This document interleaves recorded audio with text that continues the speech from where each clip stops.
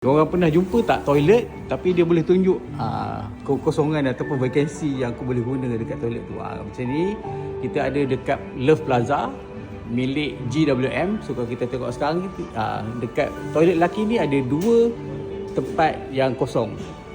Dia siap tunjuk lagi sini. Lepas tu kalau yang perempuan punya bilik air toilet dia ada lagi 10 tempat kosong. So tak ada orang tengok. Okay, kita masuk kat dalam ni.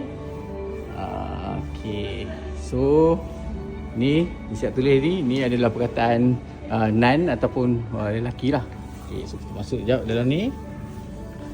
Inilah yang aku masukkan. So dia dah tunjuk kat sini.